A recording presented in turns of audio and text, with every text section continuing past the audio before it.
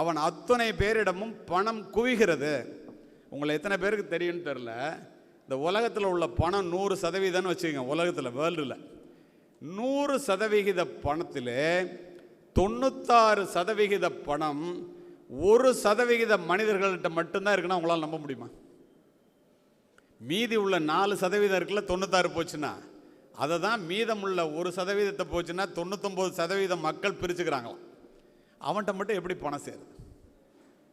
நீங்கள் பணம்னு நிறைய சேர்த்தவனை அரசியல்வாதிகள்லாம் கொள்ளையடித்து சேர்க்குறான்ல, அதை விட்டுருங்க. அதை பின்னாடி நான் சொல்கிறேன். அது இல்லை நான் சொல்கிறது, உழைச்சி சம்பாதிக்கிறது. எப்படி 96% பணம் அவன்கிட்ட இருக்குது? எப்படி தெரியுமா இருக்குது? அவர்கள் ஒரு பிஸ்னஸை எடுத்துக்கிட்டான்னா அந்த பிஸ்னஸை தவிர வேறு எதை பற்றியுமே சிந்திக்கிறது இல்லை. உலகத்தில் உள்ள அறிவு 100% இருக்குன்னு வச்சுங்க. 2% மனிதர்கள் மட்டுமே மிகப்பெரிய அறிவாளிகளாக தன்னுடைய அறிவை முழுமையாக உபயோகிப்பனவாக இருக்கலாம். 98% பேர் இல்லையா, ஓரளவுக்கு இருக்காங்க. அப்போது பணம் வேணும். பணத்தை சம்பாதிக்கிறதுனா நம்ம நல்லபடியாக வாழணுன்னா பணம் வேணும், மரியாதையாக வாழணுன்னா பணம் வேணும். பணம் யார் பணத்தை சம்பாதிப்பதற்குரிய சூட்சுமத்தை தெரிந்து வைத்திருக்கிறானோ அவன்கிட்ட பணம் குவியுது. அது மட்டும் இல்லை, money is governed today by the same laws which governs its acquisition 6000 years back. 6000 ஆண்டுகளுக்கு முன்னால் பணத்தை சேமிப்பதற்குரிய சூட்சுமம் எதுவாக இருந்ததோ, சிறிய சிறிய விதிகள் எதுவாக இருந்ததோ, இன்று வரை அதுவாகத்தான் இருக்கிறது. உங்களால் நம்ப முடியுதா? 6000 வருஷத்துக்கு முன்னாடி ஒருத்தன் பணக்காரனாக இருந்தான்னா அவன் எப்படி பணம் சேர்த்தானோ நியாயமான வழியில், இன்னை வரைக்கும் அது அப்படி தான் இருக்கான். அது எப்படி அப்படி இருக்க முடியும்?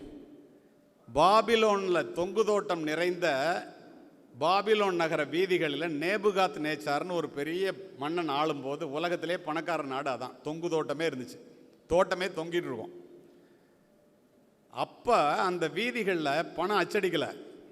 அப்போ எல்லாம் காசு, தங்க காசு. அந்த தங்க காசுகளை மூட்டை மூட்டையாக சுமந்து கொண்டு அது எழுப்புகின்ற ஒளியை பார்த்து கொண்டு அந்த வியாபாரிகள்லாம் நடந்தாங்கல்ல. அன்னைக்கு பணத்தை சேர்க்கறதுக்கு என்ன விதியோ இன்னைக்கு வரைக்கும் அதுதானா? அது என்ன விதி? அருமை பெரியோர்களே, எவன் ஒருவன் ஆகாறு அளவிட்டதாயினும் கேடில்லை போகாறு அகலாக்கடை. செல்வம் வருகின்ற வழி, அது பிஸ்னஸாக இருக்கட்டும், தனி மனித வாழ்க்கையாக இருக்கட்டும், பணம் வர்ற வழி எவ்வளவு சின்னதாக இருந்தாலும் பரவாயில்லையாம், அது போகிற வழி அதை விட சின்னதாக இருந்தா. எவன் ஒருவன் சேமித்து வாழ பழகிவிட்டானோ அவன் பணக்காரனாவதை யாராலும் தடுக்க முடியாது. எவன் ஒருவன் அளவுக்கு மீறி செலவு செய்து வாழ்கிறானோ அவன் ஏழை ஆகிறதை யாராலையும் தடுக்க முடியாது. தேவையில்லாத பொருட்களை எவன் ஒருவன் வாங்கி குவிக்கிறானோ இளமையிலே, தேவையான பொருட்களை முதுமையிலே அவன் விற்றே ஆக வேண்டும். அதுக்கு என்ன சொல்கிறான்? அளவறிந்து வாழாதான் வாழ்க்கை உலபோல இல்லாகி தானும் கடும். இருக்கிற மாதிரி இருந்து திடீர்னு இப்போ எத்தனை பிஸ்னஸ் நொடிச்சு போகுது. இப்போ நான் சொன்னல நோக்கியா கம்பெனியை ஏன் நொடிச்சிச்சு? எல்லாத்துக்குமே என்ன காரணமாக இருக்குன்னா நண்பர்களே, பணத்தை ஒருவன் சேமித்து வாழ பழகிவிட்டால் அவன் பணக்காரனாவதை யாரும் தடுக்க முடியாது. வாரன் பஃபட் எடுத்துங்களேன், படிக்கிறீங்க எல்லாரும். இன்னைய வரைக்கும் கோடீஸ்வரம், 95 வயசு இன்னும் சம்பாரிச்சிட்டு இருக்கான் அந்த முறையான வழியில். சரி, உருப்படாமல் பணத்தை சம்பாரித்து நொடிச்சு போனவனுக்கு உதாரணம் விஜய் மல்லையா. எத்தனை பேர் பார்த்துருப்பீங்க? நாட்டை விட்டே ஓடி போய் ஒளிஞ்சிருக்கான். ஏன்? அளவறிந்து வாழாதான் வாழ்க்கை தான். என்ன தன்னிட்ட இருக்கோ அதை விட செலவு பண்ணாக்கா பேலன்ஸ் ஷீட்னு சொன்னேன்னு, வர்ற வழி எவ்வளவு சின்னதாக இருந்தாலும் பரவாயில்ல, போகிற வழி குறைச்சலாக இருக்கணும். சேமித்து வாழ பழகினா அவன் பணக்காரனாக தான் முடியல, யாரும் தடுக்கவே முடியாதுன்னு சொன்னேன். இந்த இடத்துல இன்னொன்று சொல்கிறேன் கேளுங்க.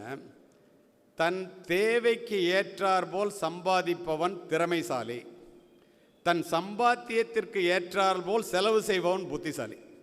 ஒன்று நீ திறமைசாலியாக இருக்கணும், இல்லை புத்திசாலியாக இருக்கணும், இல்லை ரெண்டுமா இருக்கணும்.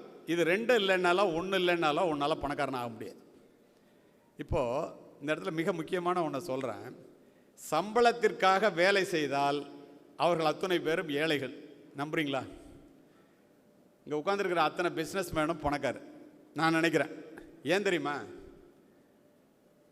பணத்தை தனக்காக வேலை செய்ய வைத்தால் அவன் பணக்காரன். புரியுதா உங்களுக்கு? பணத்துக்காக நம்ம வேலை செஞ்சால் ஏழை, பணத்தை தனக்காக வேலை செய்ய வச்சா அவன் பணக்காரன். அது என்ன பணத்தை தனக்காக வேலை செய்ய வைக்கிறது? நீ தூங்கும்போது கூட அந்த பணம் உனக்காக வேலை செய்ய வேண்டும். நீ தூங்கும்போது கூட அந்த பணம் உனக்கு பணத்தை சம்பாதிக்க வேண்டும். அது எப்படி சார் முடியும் அப்படின்னு நீங்கள் நினைக்கலாம். அருமையான ஃபுல்லாக உட்காந்துருக்கிற எல்லாருக்கும் சொல்கிறேன், கடைசி வரைக்கும் உள்ள மக்களுக்கு சொல்கிறேன். இந்த பணத்தை சம்பாதிக்கிறதுக்குரிய வழியில் இந்த பணத்தை ஏன் சம்பாதிக்கணும்னு சொன்னேன், பணத்தை நமக்காக வேலை செய்ய வைக்கணும்னு சொன்னேன் இல்லையா? நிறைய பேர் நம்ம என்ன நினைக்கிறோம், பணம் சம்பாதிக்கிறதுக்காக நம்ம என்ன செய்கிறோங்கிறத விட நம்ம சம்பாதிச்ச பணம் நமக்காக என்ன செய்யுதுங்கிறது தான் முக்கியம். இந்த படிப்பு முறை இருக்கு இல்லையா, அது ஏழைகளை உருவாக்குகின்ற கல்வி முறை அப்படின்னா நீங்கள் நம்புறீங்களா? என்ன சொல்லி வளர்க்குறோம் பிள்ளைங்களெல்லாம்? நீ நல்லா படிக்கணும், நல்ல மதிப்பெண்கள் வாங்கணும், நல்ல ஒரு பிளேஸ்மெண்ட் கிடைக்கணும், ஒரு ஆஃபீஸில் போய் வேலை பார்க்கணும், கஷ்டப்பட்டு வேலை பார்க்கணும், ப்ரமோஷன் வாங்கணும், பணக்காரனாக. அப்படின்னா இந்த நாட்டில் 99% பேர் பணக்காரனாக இருக்கணும். ஆனால் எவன் நடத்துகிறானா அந்த கம்பெனியை, எவன் பிஸ்னஸ் பண்ணுறானோ அவன் மட்டும்தான் பணக்காரனாக இருக்கான். ஏன், என்ன காரணம்? அவன் பணத்தை தனக்காக வேலை செய்ய வைக்கிறான், இவன் பணத்துக்காக வேலை செய்கிறான். இந்த வித்தியாசத்தை நீங்கள் புரிந்து கொள்ள வேண்டும். அது மட்டும் இல்லை, இப்போது 60 வயதிற்கு பிறகு இப்போ என்ன சம்பாதிச்சுக்கிட்டு இருந்தீங்களோ உங்களால் வேலையே செய்ய முடியாமல், வேலையை விட்டு பிஸ்னஸே பண்ண முடியாமல் பிஸ்னஸை விட்டுட்டா நீங்கள் இப்போ என்ன சம்பாதிக்கிறீங்களோ அந்த பணம் உங்களுக்கு வர்ற மாதிரி சம்பாதிக்கின்ற பணத்தை தனக்கு வருமானம் வரக்கூடிய முதலீடுகளில் எவன் ஒருவன் சேமித்து கொண்டே வருகிறானோ அவன் செல்வந்தராவதை யாராலும் தடுக்க முடியாது. ஆனால் இன்றைக்கி பணம் எவ்வளவு வருதோ அதை அப்படியே செலவு பண்ணிவிட்டு மீதி சேர்க்கலான்னு நினச்சா எவனாலையும் பணக்காரனாக முடியாது. உனக்கு 1 லட்ச ரூபா வருதுன்னா 10,000 ரூபாயை சேமிப்புக்கு வச்சுட்டு பாக்கி உள்ள 90,000 ரூபா தான் நம்ம சம்பாதிச்சோன்னு நினச்சிக்கிட்டு அதுக்குள்ளே எவன் செலவை செய்கிறானோ அவன் மட்டும்தான் பணக்காரனாக முடியும். பிஸ்னஸுக்கும் இதே தான் அடிப்படை கோடு. அடிக்கோடிட்டு கொள்ளுங்கள். ஒவ்வொரு முறை நீ சம்பாதிக்கும் போதும், நீ வேலையே பார்க்க முடியாமல் போகும்போது உனக்கு எவ்வளவு இப்போது வருகிறதோ அந்த பணம் வரும்படி அதுக்கு என்ன செய்யணும்? உங்களுக்கு என்ன புரிகிற மாதிரி சொல்கிறேன். Education brings you job, job brings you money, money buys you asset, asset brings you wealth, wealth brings you financial freedom. படிக்கிறோம், வேலை கிடைக்குது, வேலைக்கு போகிறோம், சம்பளம் வருது, சம்பளம் வருது இல்லை, அந்த சம்பளத்தை வருமானம் தரக்கூடிய முதலீடுகளில் ஆரம்ப காலத்திலிருந்தே எவன் முதலீடு செய்து கொண்டு வருகிறானோ, எந்த பிஸ்னஸ் பண்ணுறவனாக இருந்தாலும் ஆரம்பத்திலேருந்து வர்ற பணத்தை முதலீட்டில் போட்டு அந்த முதலீட்டிலிருந்து வருகின்ற வருவாயாக, சம்பளத்தை வருவாயாக, சம்பளம் வேலையிலேருந்து வருது, நான் சொல்கிற வருவாய்ங்கிறது முதலீட்டிலேருந்து வருது. நிறைய பேர் என்ன பண்ணுவான், 1 கோடி சம்பாதிச்ச உடனே 2 கோடி கடன் வாங்குவோம், 3 கோடிக்கு ஒரு பெரிய பிஸ்னஸ் ஆரம்பிச்சுன்னா அந்த பிஸ்னஸ் ஓனர்பான். கடன்களை தன்னுடைய முதலீடுகள் என்று நினைத்து கொண்டு எவன் ஒருவன் முதலீடு செய்து வியாபாரம் செய்கிறானோ ஒரு நாளும் அவன் பணக்காரன் ஆக முடியாது. ஏன் தெரியுமா? தான் சம்பாதிச்ச கொஞ்சம் முதலீட்டிலேருந்து வருவாய் வந்துச்சுன்னா அவன் பணத்துக்கு சட்டப்பைக்கு பணம் வருது. தன்னுடைய சொத்துன்னு நினச்சிட்டு பேங்க்குக்காரன் கடனில் வீட்டை கட்டி பிஸ்னஸ் ஆரம்பித்து செஞ்சான்னா சட்டப்பையிலேருந்து பணம் போகுது. இன்னும் உங்களுக்கு தெளிவாக புரியும். யார் பணக்காரனாக முடியும்? நீங்களே முடிவு பண்ணி. அப்போது பணம் வேணும், அதை முறையான வழியில் சம்பாதிக்கணும். வள்ளுவர் என்ன சொல்கிறாருன்னு பாருங்கள். இப்போ நம்ம பிள்ளைங்களுக்கு இதெல்லாம் நம்ம சொல்லிக் கொடுக்குறோமா? பொருளாதாரத்தை, பணத்தை எப்படி சம்பாதிக்கணும்னு சொல்லிக் கொடுக்குற கல்வி முறை இருக்க, அந்த பணத்தை எப்படி நிர்வகிப்பது என்பதை சொல்லித் தருவதே இல்லை. ஆனால் வள்ளுவர் சொல்கிறார் பணம் சம்பாதிக்கணும்னு சொல்கிறார். புறநானூறு 2000 வருஷத்துக்கு முன்னாடி சொல்லிருங்க. சிறப்புடை மரபின் பொருளும் இன்பமும் அறத்து வழிபடும். என்ன அர்த்தம்?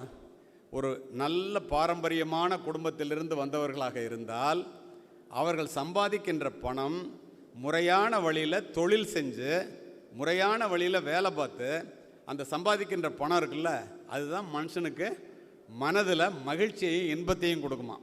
தப்பான வழியில் வர்ற பணம் இருக்குல்ல, அது மனிதனுக்கு நிம்மதியை கெடுத்துருமா. நிம்மதியும் அமைதியும் இல்லாமல் பணம் சம்பாதிச்சு எந்த பிரயோஜனமும் இல்லை. ராபின் சர்மா சொல்லுவார், இந்தியா அமைதியையும் மகிழ்ச்சியையும் தூக்கத்தையும் இழந்த கோடீஸ்வரர்களால் நிரம்பிக் கொண்டிருக்கிறதும் பார். உங்களுக்கு புரியும். அப்போ தப்பான வழியில் வர்ற பணம், முறையான வழியில் வர்ற பணம் அமைதியை கொடுக்கும், மகிழ்ச்சியை கொடுக்கும். அதை வள்ளுவர் எப்படி சொல்கிறாரு? அரண் ஈனும் இன்பமும் ஈனும் திறனறிந்து தீதின்றி வந்த பொருள். முறையான வழியில் பிஸ்னஸ் பண்ணி உழைச்சி சம்பாதிக்கிற பணம் இருக்க, அது அறத்தை கொடுக்குமா, பிள்ளைங்களுக்கு நல்ல வழிகாட்டுமா, மனுஷனுக்கு மனசில் அமைதியையும் மகிழ்ச்சியும் கொடுக்குமா. தப்பான வழியில் வர்ற பணம் அது கொடுக்காதான். அப்போ பணம் சம்பாதிக்கிறது எதுக்கு? நம்ம மகிழ்ச்சியாக இருக்கணும்னு. மகிழ்ச்சி எங்கேருந்து வரும்? முறையான வழியில் வர்ற பணத்தில் தான் மகிழ்ச்சி வரும். வள்ளுவர் அதோட நிறுத்தலை. ஏன் பணம் சம்பாதிக்கணும்னு இன்னொன்று சொல்கிறாரு பாருங்க, வியந்து போவீர்கள். இல்லாரை எல்லோரும் எள்ளுவர், செல்வரை எல்லோரும் செய்வர் சிறப்பு. பணம் இல்லைன்னா எள்ளி நகையாடுவானா. பணம் இருந்துச்சுன்னா அவனை எல்லாரும் தூக்கி தலையில் வச்சுட்டு கொண்டாடுவானா. அதை மட்டும் சொல்லலை, இன்னும் சொல்கிறாரு பாருங்க, பொருள் இல்லாரை பொருள் ஆக்கும் பொருள் அல்லது இல்லை பொருள்ன்றார். ஒரு பொருட்டே இல்லாதவனை கூட பணம் வந்துச்சுன்னா அவனை பெரிய ஆளாக்கிருமா. இதெல்லாம் சொல்லிட்டு கடைசியில் வள்ளுவர் சொல்கிறதாங்க முக்கியம். செய்க பொருளை செருணர் செருக்கு அறுக்கும் எஃகு அதனினும் கூறியது இல்லைன்றார். பணத்தை பண்ணுடா, பணத்தை சம்பாதிடா, அதை முறையான வழியில் சம்பாதிடா.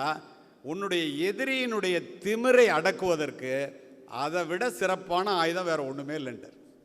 சொல்கிறது வள்ளுவருங்க. திருவள்ளுவர் சொல்லுவார் பணத்தை இப்படி நீங்கள் நம்ப முடியுமா? திருவள்ளுவர் பணத்தை செய்யணும் அப்படின்னு சொல்லுவாருன்ட்டு. அதெல்லாம் விட்டுட்டு இன்னொன்று சொல்கிறாரு, தப்பாக பணம் சம்பாதிக்கிறது இருக்குல்ல, அதை பற்றி என்ன சொல்கிறார்? ஆபிரகாம் லிங்கன் சொன்னதை சொல்லிவிட்டு அடுத்து இதை சொல்கிறேன். ஆபிரகாம் லிங்கன் தன்னுடைய பெண் படிக்கின்ற பிள்ளையினுடைய தலைமை ஆசிரியைக்கு அவர் அமெரிக்க ஜனாதிபதியாக இருக்கும்போது ஒரு கடிதம் எழுதினார். அது உலக புகழ்பெற்ற கடிதம். அதில் ஒரு லைன் எழுதியிருப்பார். என்ன எழுதியிருப்பார் தெரியுமா? உழைப்பின் மூலமாக வருகின்ற $1 உழைப்பு இல்லாமல் வருகின்ற $100 விட உயர்ந்தது என்பதை என்னுடைய பிள்ளைகளுக்கும் மற்ற பிள்ளைகளுக்கும் சொல்லித்தாருங்கள், அப்போதாண்ட அந்த நாடு உருப்படும்பர். ஒரு அமெரிக்க ஜனாதிபதி சொல்கிறார். அப்போது இதெல்லாம் ஏன் சொன்னாங்கன்னா, ஈன்றாள் பசிகாண்பாள் ஆயினும் செய்யற்க சான்றோர் பழிக்கும் வினைங்கிறார் வள்ளுவர். பணத்தை சம்பாதிக்க சொன்ன வள்ளுவரே சொல்கிறாரு, பெற்ற தாய் பசியோடு இருந்தால் கூட தப்பான வழியில் பணம் சம்பாதிக்காத. நான் பிஸ்னஸ் எத்திக்ஸ் பற்றி முதல்ல சொன்னேன் இல்லையா? அதனால தான் சொல்கிறான், அந்த சிலையில் எனக்கு தெரியும் அதில் உள்ள குறைங்கிறான்ல, நமக்கு தெரியணும் நம்ம செய்கிற. தன்னெஞ்சு அறிவது பொய்யற்க பொய்த்த பின் தன்னெஞ்சே தன்னை சுடும். யோசித்து பாரு. அப்போது இந்த மாதிரி பணத்தை செய்யணும், அதை முறையான வழியில் செய்யணும், தவறான வழியில் செய்யக்கூடாது. தவறான வழியில் செஞ்சால் அழக்கொண்ட செல்வம் அழப்போம் இழப்பினும் பிற்பயக்கும் நற்பாலவை. என்ன அர்த்தம்னா, ஒரு மனிதனை அழ வச்சுட்டு நீ பணத்தை சம்பாரிச்சேன்னா அந்த பணம் உன்னையும் உன் குடும்பத்தையும் அழ வைக்காமல் போகாதுடான்ட்டார். சொல்கிறது யார்? வள்ளுவர். அழக்கொண்ட செல்வம் அழப்போம் இழப்பினும் நற்பயக்கும் பிற்பாலவை. நல்ல வழியில் வந்த பணத்தை நீ கொஞ்சத்தை இழந்தா கூட அது உனக்கு பிற்காலத்தில் உன் பிள்ளைங்களுக்கு நல்லது தாண்டா செய்யுங்கிறார். சொல்லுவது திருவள்ளுவர். அப்போ பணம் சம்பாதிக்கணும், அதை முறையான வழியில் சம்பாதிக்கணும், தப்பான வழியில் சம்பாதிக்கக்கூடாது. தப்பான வழியில் சம்பாதிக்கிற பணம் என்ன பண்ணும்? இன்னல் தரும் பொருளை ஈட்டுதலும் துன்பம், பின்னர் அதனை பேணுதலும் துன்பம், அன்னது அழித்தலும் துன்பம், அந்த பிறர்பால் இழத்தலும் துன்பமே. என்ன அர்த்தம்? தப்பான வழியில் பணம் சம்பாதிக்கிறவன் ராத்திரி பாலாக தூக்கம் இல்லாமல் இருப்பானா. அதை கட்டி வச்சு காப்பாற்றி எங்கெல்லாம் ஒளிய வைக்கலாம் அப்படின்னு நினைக்கிறது அதை விட கஷ்டமா. எவன் பேர்லையாவது பினாமி பேரில் எழுதி வச்சுட்டு அவன் இல்லைன்னு சொன்னான்னா அவனுக்கு அதை விட கஷ்டமாக. ஆனால் வெளியில் சொல்ல முடியாதான். வரிசையாக சொல்கிறார். தப்பான பாடுபட்டு பணத்தை தேடி சேர்த்து புதைத்து வைக்கிறவன் யாராக இருப்பான்? தப்பான வழியில் பணம் சம்பாதிக்கிறவன் தானே, இன்கம் டேக்ஸ் ஏமாத்துறவன் தானே, ஈடிக்கு பயப்படுறவன் தானே. நீங்கள் இன்னல் தரும் பொருளை ஈட்டுதலும் துன்பம், பின்னர் அதனை பேணுதலும் துன்பம், அன்னது அழித்தலும் துன்பம், அந்த பிறர்பால் இழத்தலும் துன்பமே. அந்த பிள்ளைங்க அந்த மாதிரி பணம் இருக்குன்னு நினச்சி கண்ணா பண்ணான்னு செலவு பண்ணால் பிள்ளையே உருப்படாமல் போயிடுங்க. நீங்கள் தவறான வழியில் பணம் சம்பாதித்த பல கோடீஸ்வரர்களை ஒரு காவல்துறை உயர் அதிகாரியாக நான் பல பேரை பார்த்துருக்கேன். இறப்புக்கு முன்னால் அவர்களிடம் பேசி இருக்கின்றேன். உங்கள்கிட்டலாம் பேசணுங்கிறதுக்காக. என்ன தெரியுமா சொல்லியிருக்காங்க? எப்படிங்க இருக்குது லைஃப் அப்படின்னு கேட்டால், ஒருத்தர் பேட்டி கண்டார். அவங்கள தப்பாக வாழ்ந்துட்டாங்க, தவறான வழியில் பணம் சம்பாதிச்சா இப்படிலாம் கஷ்டம் வரும்னு நான் நினச்சதே இல்லைங்க. என் வாழ்க்கையே போச்சுங்க. எனக்கு சமுதாயத்தில் உள்ள மரியாதை போச்சுங்க. என் குடும்பத்திலே எனக்கு மரியாதை இல்லைங்க. நான் சில பேரை நண்பர்களை